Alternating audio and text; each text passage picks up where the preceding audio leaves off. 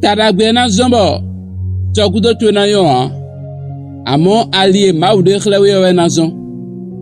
one maude ali khleme on eno siku jaya ana gon leledo ten lo kwa me somoy wonu osu maude ali khlewe ana gban le di lo bona inukon kwa ba do santa de wonu mi ma na khode ba kruna sere gbetuwe khlemi ali tuwe ina hando Somme 25 verset 4 et oui on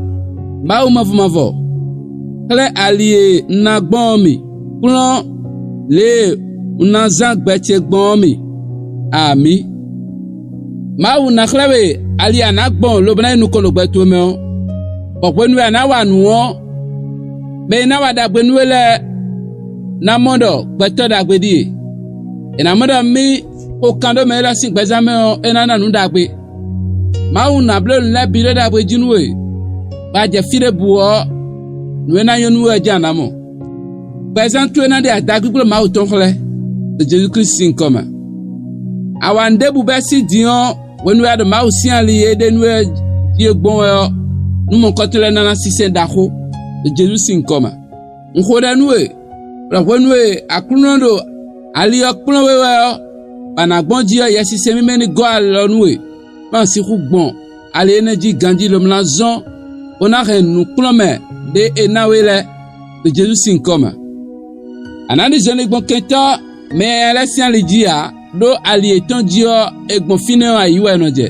de Jésus Christ sin comme ayi je tinu hwa besi egbe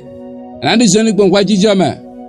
on a zon ha gbeta dagbe re lo bona motemodo 600 dagbe lo bona inu ko de Jésus Christ sin comme pie mawra wani gbon anatuna jami ko fenu podo te da ali energy ma o sewe do ali de jibra wani jaya amonu we wani gbon fide yo nu ko yi wutu we wani gbon fine ma o si wajija na de ali nuwe banda sona mo ejije ya lando commentaire même Seigneur montre-moi ta voix akuno kleme ali tuwe non ba lo bana gbon ma o si ali jio donc si woni ali tuwe de suji gbon kaka je fie gbe yo comme dit yo mon coton nuwe ya quand on va n'agbo ma sian le jiro na mo di diero gozan tuma Jésus Christ sin comme ko de ami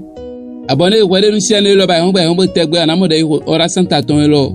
o partager ha nos autres le ni mo nu bole nko ton ni wada gbe gozan tuma Jésus sin comme ami